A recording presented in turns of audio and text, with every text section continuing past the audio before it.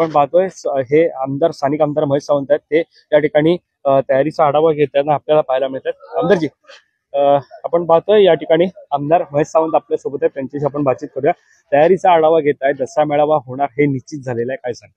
दसरा मेळावा हे होणार हे निश्चित झालेलाच आहे। त्यामुळे जरा जय्यत तयारी म्हणजे काय, गवत कापलंय की नाही, किंवा आता आम्हाला फॉगिंग मशीन लावायची की मच्छरचा लोकांना त्रास होणार, पाणी खूप साचलंय, महाराष्ट्राच्या कानाकोपऱ्यातून आमचे सैनिक येणार आहे, त्यांची जशी नाही म्हटलं तर 3-4 तास ते मैदानात असणार, तर कुठलाही डासापासून आजार होऊ नये त्याची सुद्धा खबरदारी आम्ही घेणार आहोत।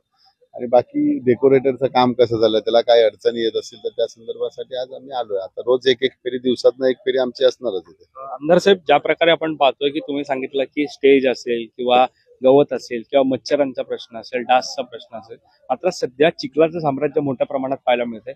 त्यामुळे जे शिवसैनिक येतील, तुम्ही सांगितलं की महाराष्ट्राच्या कानाकोपऱ्यातून शिवसैनिक येणार आहे, बसण्याची व्यवस्था कशी असणार आहे? जरी खुर्च्या मांडल्या तरी पावसाचं सावट आपल्याला सांगता येत नाही, पाऊस केव्हाही कोसळेल। ज्या खुर्च्या मांडल्या जाणार आहेत त्या सुद्धा ओल्या होतील, मग त्यानंतर बसण्याची व्यवस्था कशी असणार? ओल्या खुर्च्या काय तात्पुरत्या पुसता येतील, पाऊस पडला तरी पाऊस आम्ही अंगावरती झेलणार आहोत। आणि साहेबांचं भाषण संपेपर्यंत शिवसैनिक शिवतीर्थावरती ठामपणे बसून राहणार आहे। निश्चितच एकीकडे दसरा मेळावा हा इथे घ्यावा यासाठी उद्धव ठाकरेंनी पुढाकार घेतला होता आणि निश्चितच या शिवतीर्थावरती दसरा मेळावा होतच आहे। मात्र समोरच्या म्हणजे आपल्या विरोधातली शिवसेनेचा दसरा मेळावा हा आझाद मैदानात होणार असल्याची माहिती समोर येत आहे। मात्र अजूनही 2 ठिकाणची चाचपणी त्यांच्याकडून सुरू आहे। आता त्यांचा दसरा मेळावा कशा पद्धतीने होईल, काय होईल ते त्यांचा लुकआउट आहे, त्याच्यामध्ये आम्ही काय बघणार नाही। ते जागा कशाला, आता त्यांची पारंपरिक त्यांनी बीकेसी मध्ये घेतलेला मध्यंतरी, आता ते आझाद गेल्या वर्षीपासून मला वाटतं आझाद मैदान घ्यावं तिथे ओपन मध्ये।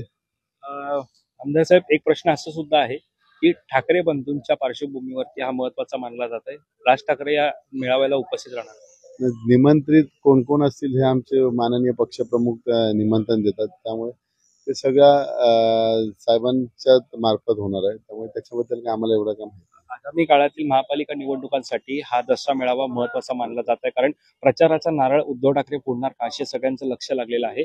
मात्र या सगळ्यामध्ये महत्वाचं आहे ते म्हणजे पूरस्थिती जी मराठवाड्यामध्ये निर्माण झाली, स्वतः उद्धव ठाकरे या पूरग्रस्त भागांमध्ये जाऊन भेट देऊन आले, त्यांना दिलासा देऊन आले। मात्र आता तुमचे विरोधक असलेल्या भाजपकडून म्हटलं जात आहे की उद्धव ठाकरे यांनी हा जो दसरा मेळाव्याचा खर्च या ठिकाणी केलेला आहे तो न करता तो सर्व खर्च पूरग्रस्तांचा द्यावा, त्यांच्या मदतीसाठी त्यांना हातभार लावावा।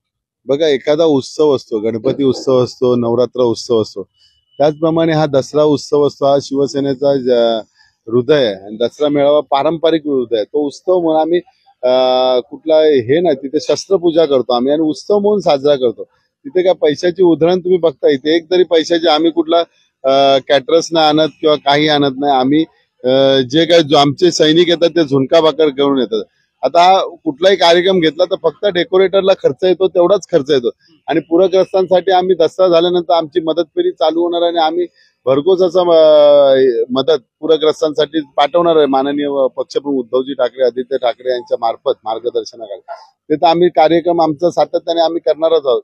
परंतु हा उत्सव आहे, एखाद्या घरात लग्न असेल तर तो काही परिस्थिती असेल तर लग्न होणारच, त्याप्रमाणे हा पारंपरिक उत्सव आहे। एवढे वर्ष तुम्ही बघता, एक नेता एक मैदान हे वाक्य आपला एक विचार, तो विचार लोकांपर्यंत पोहोचवायचा आहे।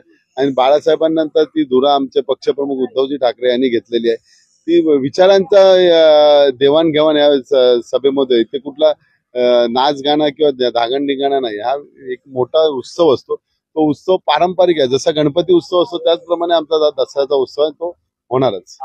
आधी मैदान असेल, त्यानंतर मग परवानगी असेल, यावरून तुम्हाला सातत्याने फैलावर धरलं जात होतं किंवा त्यामध्ये आडकाठी हा शब्द तिथे योग्य ठरत नाही, मात्र ती आणली जात होती। मात्र आता या सगळ्यामध्ये निवडणुकांच्या पार्श्वभूमीवरती जी पूरस्थिती निर्माण झाली त्यावरून कुठेतरी आता टोलेबाजी केली जाते। नाही बघा, टोलेबाजी करायची हरकत नाही। माननीय मुख्यमंत्री यांची तुम्ही बघा, पूर्ण महाराष्ट्रामध्ये ऍडव्हर्टाईज झाले, त्याला किती कोटी खर्च झाला असेल, त्याचा विचार केला का त्यांनी?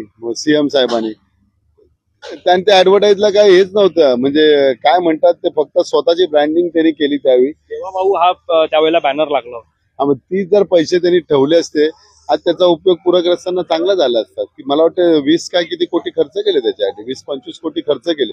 20-25 कोटीमध्ये सगळ्या पूरग्रस्तांना व्यवस्थित झाला असता सगळं। मग स्वतःची ब्रँडिंग करताना हा विचार आला नाही का बीजेपी वाल्यांना? त्यामुळे थोडा आपण पण किती ऍडव्हर्टायझिंग असा पण एक, माननीय पंतप्रधानांची कितीतरी ऍडव्हर्टायझिंग रोज असतात.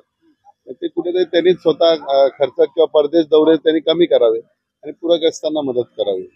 धन्यवाद आमच्याशी बातचीत केल्यासंदर्भात. तर हे होते स्थानिक आमदार महेश सावंत, यांच्याशी आपण बातचीत केली.